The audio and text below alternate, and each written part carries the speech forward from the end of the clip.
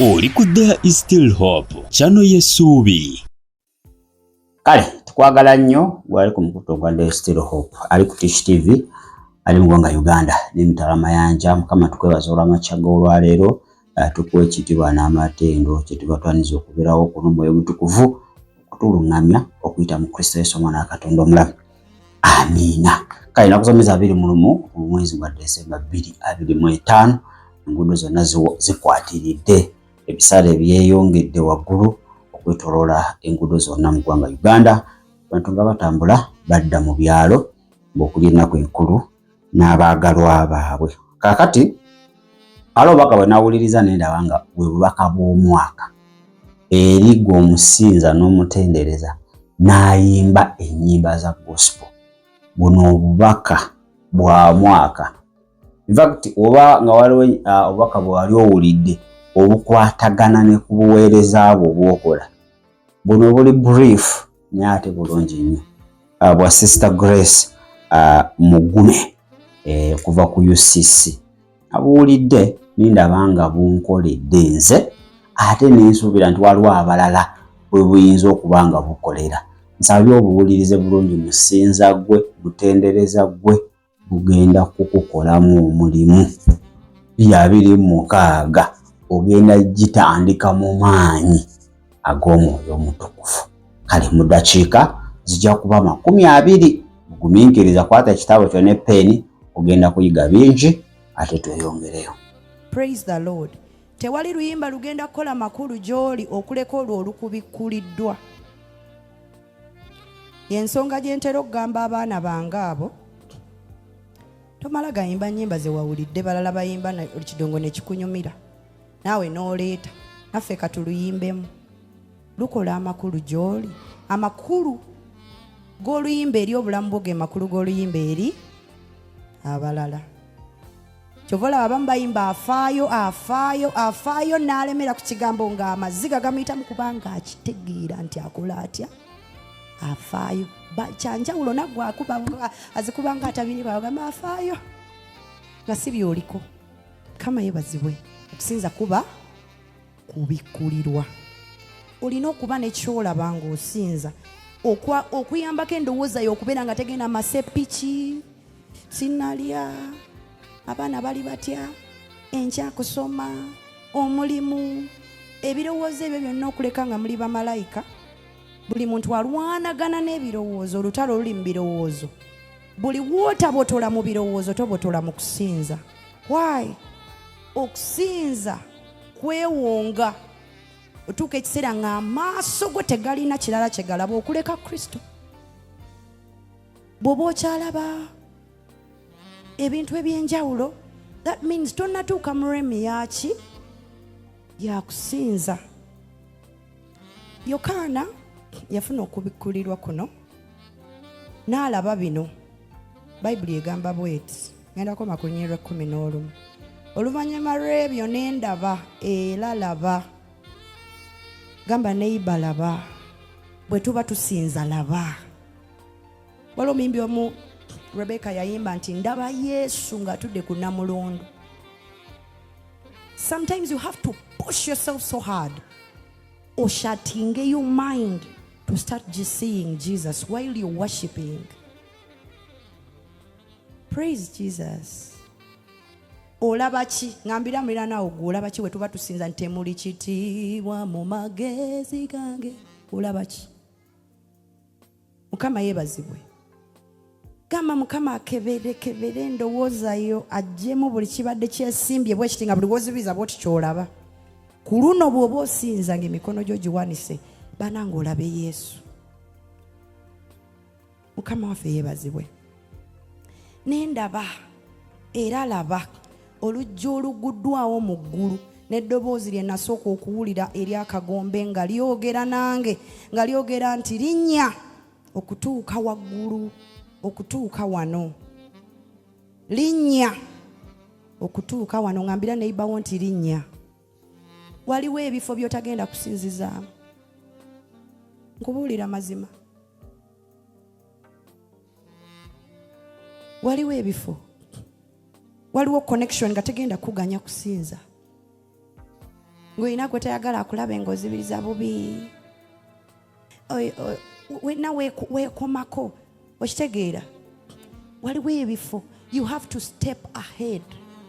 You step ahead. The Bible says in Genesis chapter 22 and verse 5, Bible yegamba nti Abraham bwe yatuuka ng'atwalayo saddaaka ye yamusabiddwa Katonda, bw'anaagamba abaddu be musigale wano nze nkole ntya, nyambuke neeyongereko wala nsinze.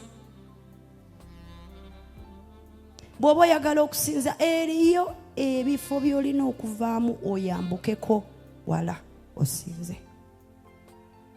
Olina by'olina okuteekako wansi ogendeko wala osinze. Mulimu ebintu nga bye byagala ffe tubisinze. Omanye ekigambo okusinza kitegeeza kusukkulumya. Zino engalo zange zonna zaba zenkala. Kati bwe nsukkulumyako emu ku bayita okusinza. Nti embeera tevuddeewo kubanga tetusinza Katonda lwa biki byatukoledde wabula olw'eki kyali. Nti embeera tevuddeewo naye ogisukkulumiza amaaso go ogatedde kwani? Ku Mukama. Mukama yeebazibwe.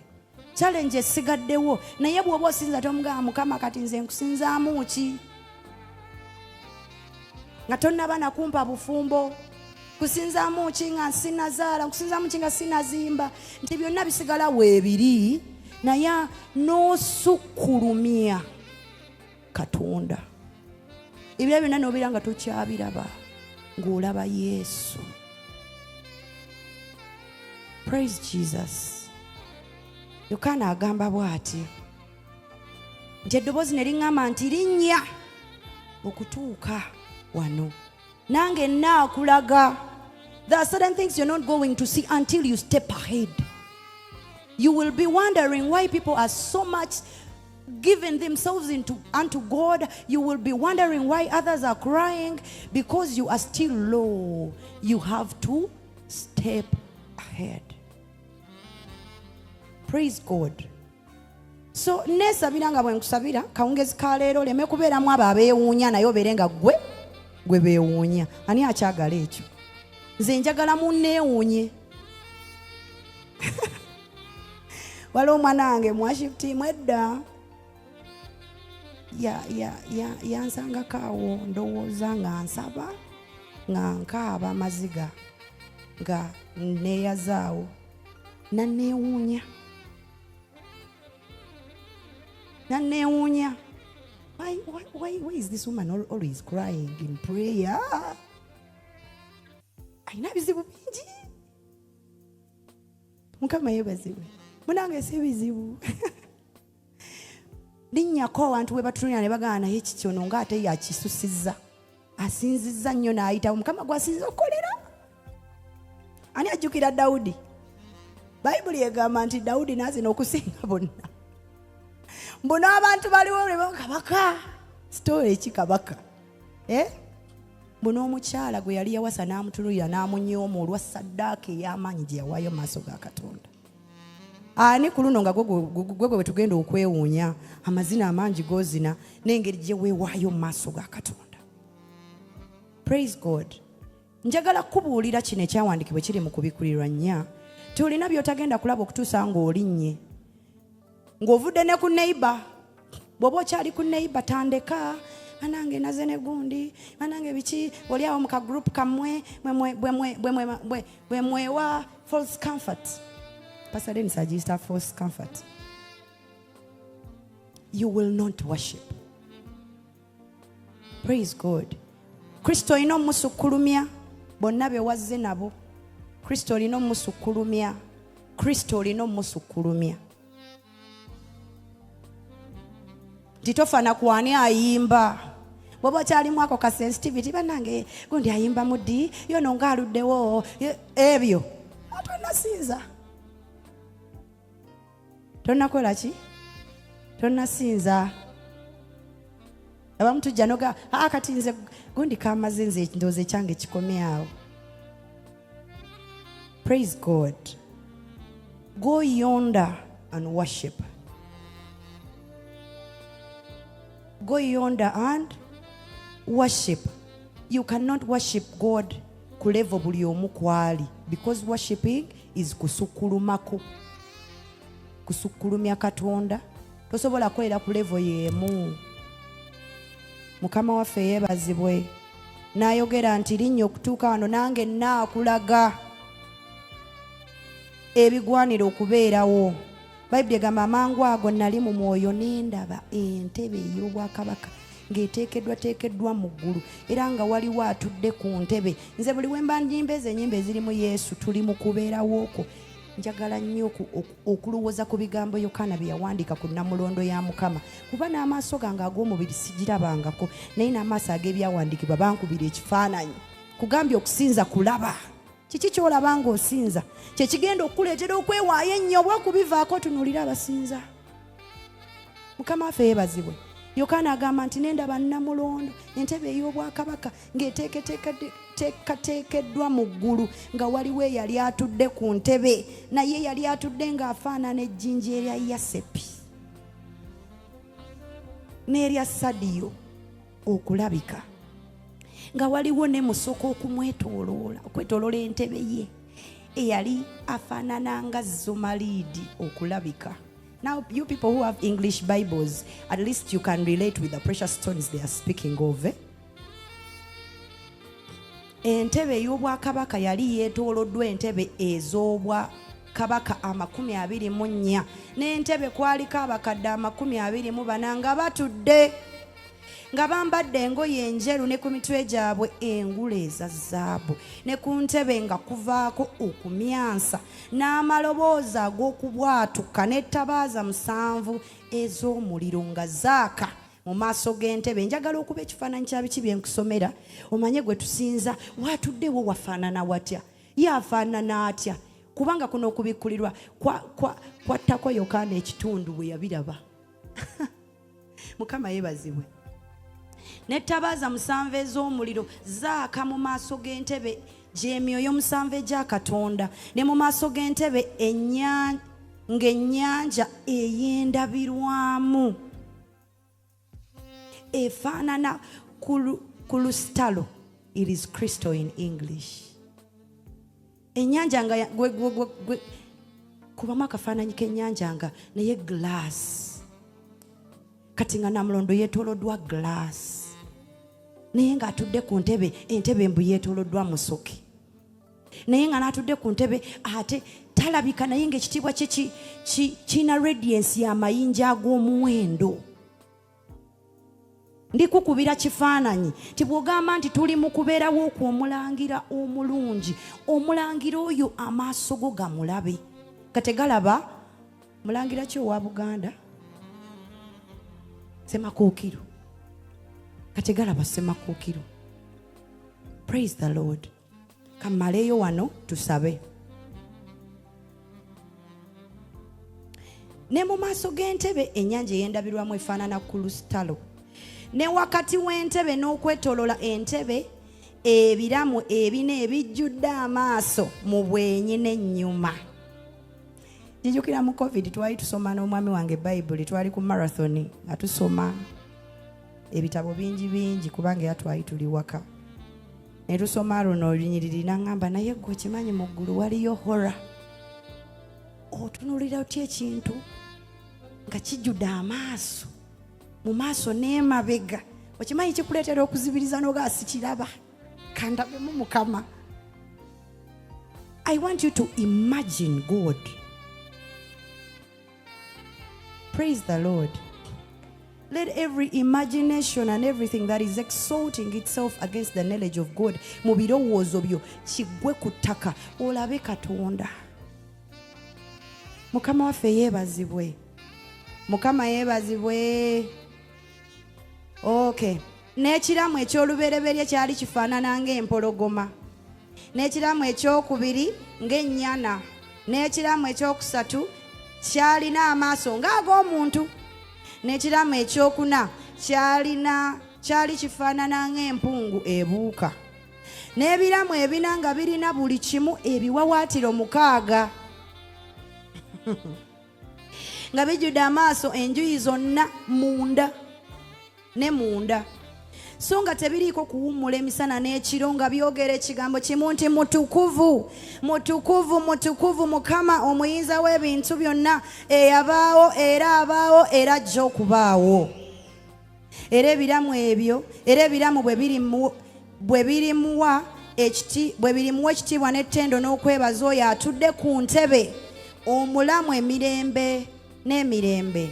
Abakadde 24 balivunnama mu maaso g'oyo atudde ku ntebe, balisinza oyo omulamu emirembe n'emirembe, era balisuula engule zaabwe mu maaso g'entebe nga boogera nti osaanidde ggwe Mukama waffe Katonda waffe okuweebwa ekitiibwa n'ettendo n'obuyinza, kubanga ggwe wabitonda byonna era byabaawo lwa kusiima kwo ebyatondebwa.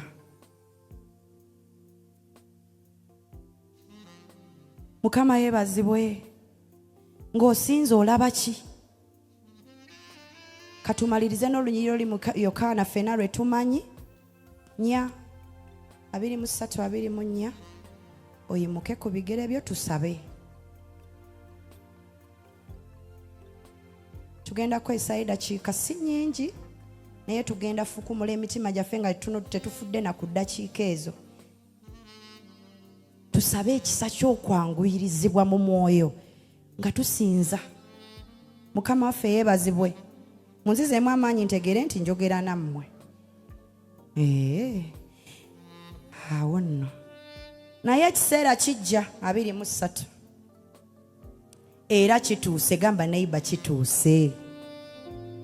Abasinza amazima lwe banaasinzanga Kitaffe nga bamusinza mu mwoyo ne mu mazima, bakuwa ensonga nti kubanga Kitaffe anoonya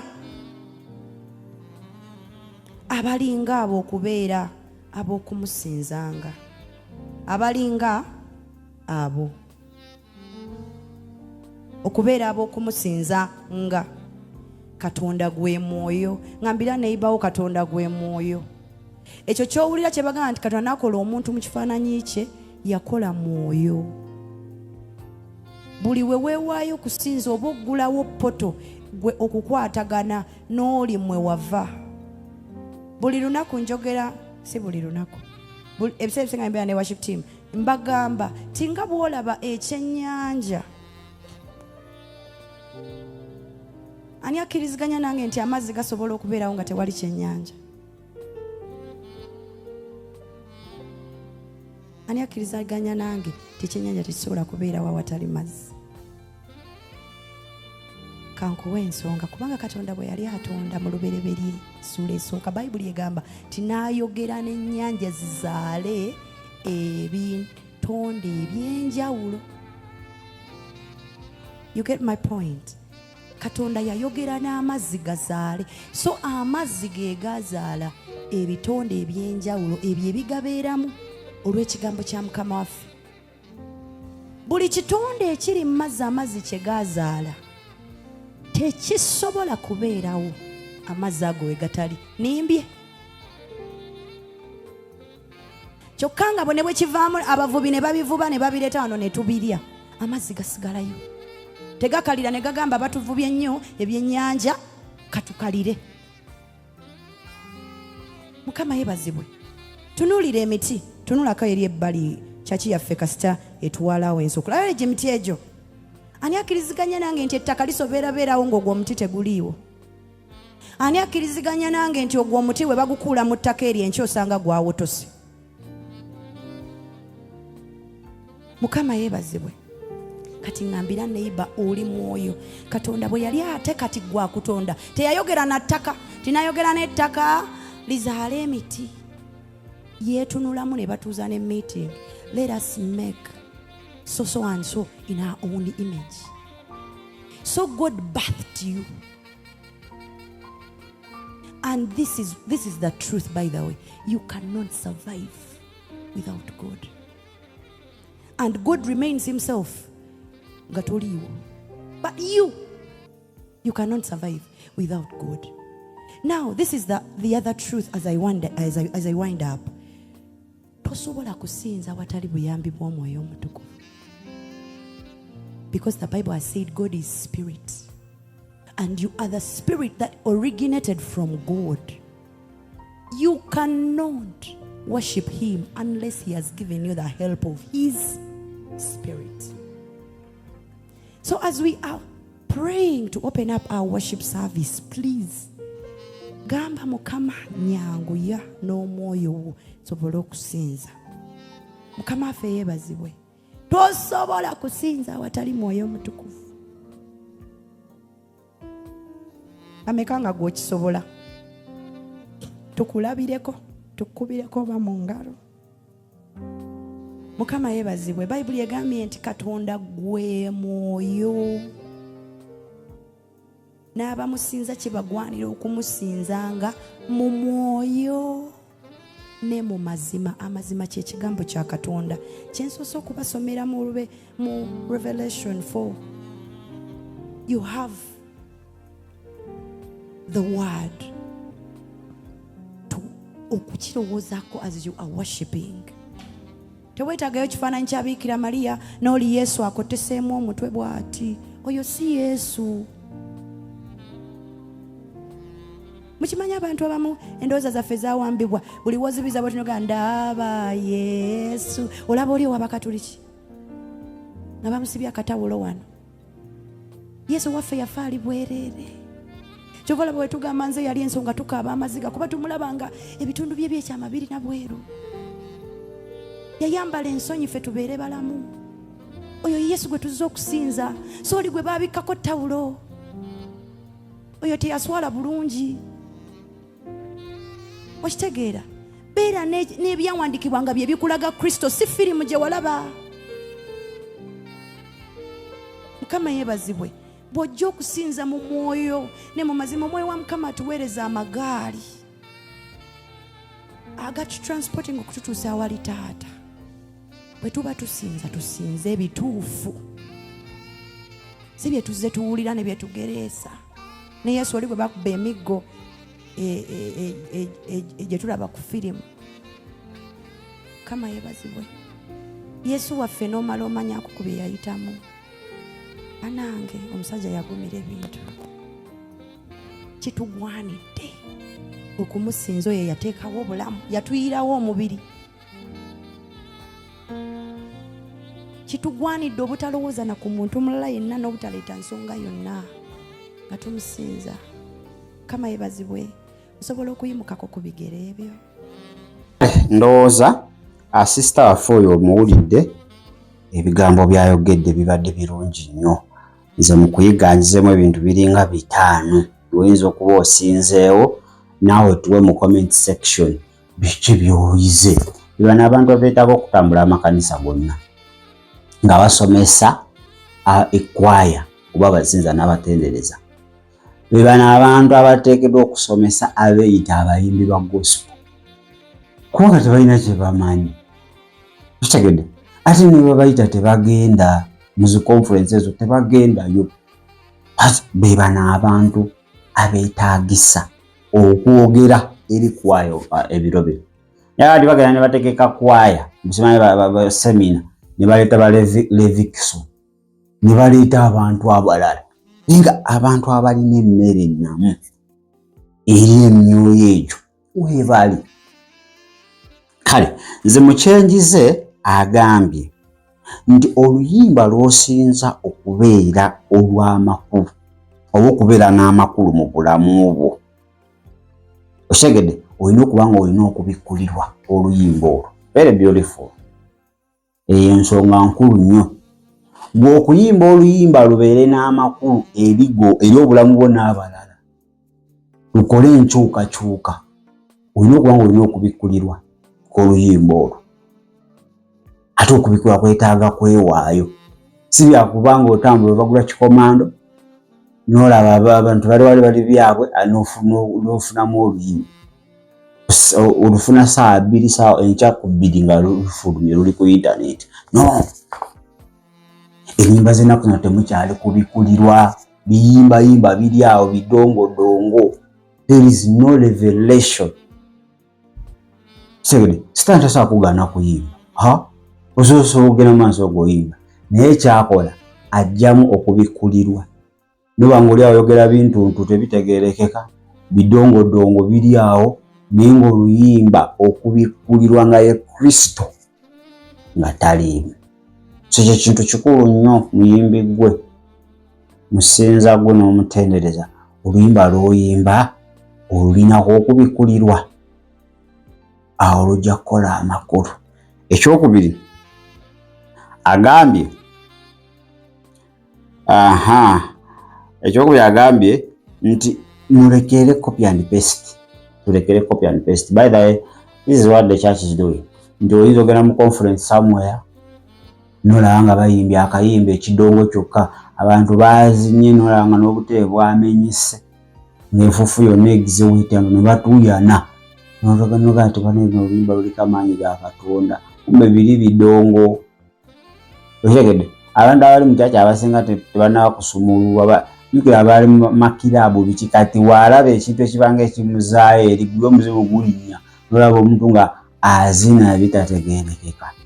Kali nga naawe okwata ng'otwala mu kanisa ye wamu tewavudde, nti walabirwa akoledde abantu bakyamuse ne bakasuka ssente by'obuyimbi. Copy and paste. Copy and paste si kirungi. Ate kanisa byebiri.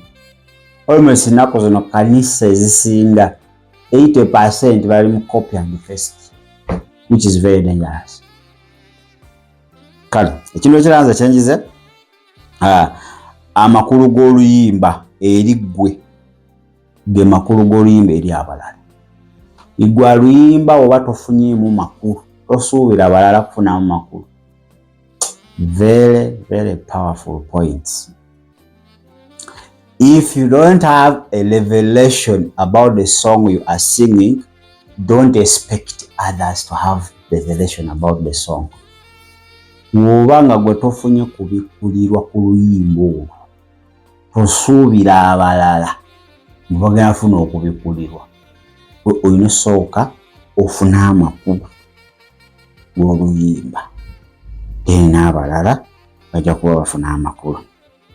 Ekintu ekyokusatu kyagambye nti woba tonnaba kufuna kubotola mu ndowooza zo, tosuubira nti ojja kubotola mu kusinza.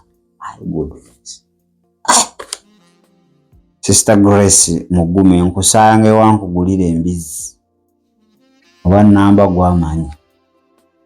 This is the message the church needs. Very powerful message. Gwe nga gwe bw'oba tolina kubikulirwa, manya bw'oba tonnaba kubotola mu ndowooza zo, nga tonnaba kubotola, oli mu kusinza olaba ka boyfriend, oli mu kusinza lw'obi olaba, tolowooza nti ogenda kusinza obotole. Olina osooka endowooza zo ozikolako. When you break through in your minds, then the worship ejja kubeera successful. Ojja kubotola, ojja kusinza ng'olaba Kristo. Ate nga tolaba Kristo n'olaba Katuliki ali ku musaalaba gwe basiba tawera. Abamu bwe muzibira mwoyo gwe mulaba Yesu oyo, nedda.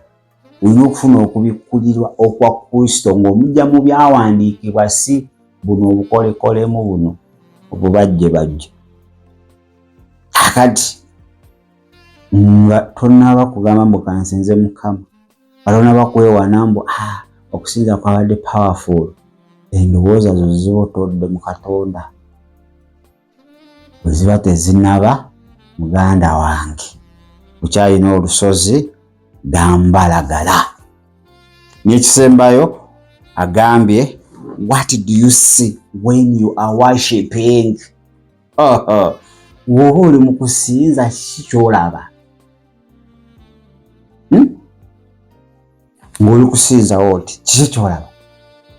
Olaba amabanja, girlfriend, olaba interview gy'olina enkya ku Monday, olina kiki ky'olaba? Oba olaba omwana wa Katonda omulamu? Ky'olaba kiditamininga kinene ensinzaayo. Sister Grace nkusanga wankuwa embizi. This is umuntu agingire. And this is but I will try. This is a very powerful message for the year. Very powerful message. Ate singa yabadde mu luzungu nate ngiragitwala ku testimony. Menya kutishi. Neera still nkoze notice zange. Ninda gibaddiza mu luzungu bamenyere. This is a powerful message. Kama kuongera amafuta sister. Kama kuomisa. These are people we need. Titwagala kuyigirizibwa omuntu alokoka ku Sunday ne bamuyingiza mu kwaya. Okitegedde? Sunday jani bamuwaka tuti. Kati bino ebintu tanabiwulira. Lwa abasumba mwetaaga abantu webati mukoleyo semina. Omuweereza mugamba ali mu kwaya wotajja mu guno musomo tolinnya katuuti. We must be serious. Wotajja. Tulina oluganda Musinza era Mutendereza era akulembera kwaya yawerereza. Ayagala kujja ayogereko nammwe. Wotajje tetukulaba katuuti niwosigaza abasinza aba n'abatendereza babiri nga bamanyi kye bakola. It's better than having 100 choir members ninga bali mu volongoto. N'obeera n'abasinza n'abatendereza ng'omu asinza munatendereza. It's far above kisingako n'okubeera n'abantu 100 mu katuuti okwo naye nga tewali kye bakola. Kati olina okuraising standard ng'omusumba n'ogamba tulina omusomo. Okitegedde? Omirimu biki obenza okwekwasa teekaayo kawungeezi. Tugenda kuba n'ekiro ky'abasinza n'abatendereza omusomo buli musinza wano. No excuse. Atajje ojjawo omulamu emyezi 3. Then n'olaba. So kanisa egaanye okubanga raising standard etuuke ku standard ya Mukama waffe Yesu Kristo. Tuli awo compromising every time compromising. Kama akuyambe Mukama akuwe ekisa. Mubaka bulungi nnyo obuwuliriza usindikireko kwaya. Usindikireko omuweereza munno. Si kwaya yokka n'abakebezi nammwe. N'abeegayirizi nammwe. Mukama nkwebaza olw'olunaku olwaleero. Buno mbutwala ng'obubaka obw'omwaka eri abasinza abatendereza n'abayimbi ba gospel baggula amanso. Basinze kye bategeera bafune okubikkulirwa kwa Mukama waffe Yesu Kristo. Mukama n'abuwadde anze nsiimye ne watalijja kuziika nze obubaka bwawadde. Mukama omwongere amafuta omukulaakulanye Kristo Yesu. Amiina. Okitegedde? Fenna tuli basinza. Otowooza mubogedde na kwaya zokka. Everybody is a worshipper. Kati nawe bino bitegeere nti oli mu nnyumba yo oli ku kyoto ky'osinza. Bino byonna nga byogedde oba nga wabyogedde bikuvunaanyizibwako nnyo. Okitegedde? Era Mukama akamasakati g'amatendo g'abatuukirivu we atambula wakati mu kusinza tomulabangako ng'atambula takangako. Why? Bino byonna obadde obiraakinga. Gamba Yesu nkwebaza olw'obulamu bwange bw'ompadde okuva January we yatandikira okutuusa olwaleero. Kyenvamba okuwa obeere Mukama waabwo era omulokozi waabwo. Ondokole okuva mu butali butuukirivu byonna ebirowoozo byange gye bibadde nga nsinza naye nga byensinza sibitegeera. Gula amaaso gange ag'omwoyo nfune okwolesebwa okw'obwa Katonda. Kyenva nkuwa obulamu bwange obeere omulokozi waabwo era Mukama waabwo. Musaasira obutali butuukirivu bwange onaaze n'omusaayi gwo ontukuze okuta mu Kristo Yesu Omwana wa Katonda omulamu. Amiina. Mwena abagenda okusinza byonna gye mukuŋŋaanira Mukama batambuze bulungi. Abavaayo yogeyoge nammwe abatambula ogenda mu byalo oba mu bitundu ebyenjawulo Mukama abakuume bulungi. Kampumulemuko katono nja kudda n'ekitundu kyaffe kijja kuba kyakubiri eky'olunaku olwaleero. Beere bulungi ate era mweraba. Webale kulaba There is Still Hope. Okumanya ebisingawo tukubire ku 0752 34 14 47 oba ku 0761 08 83 15. Osobola n'otufuna ku email eya tv74@gmail.com. Eno ye There is Still Hope, channel y'essuubi.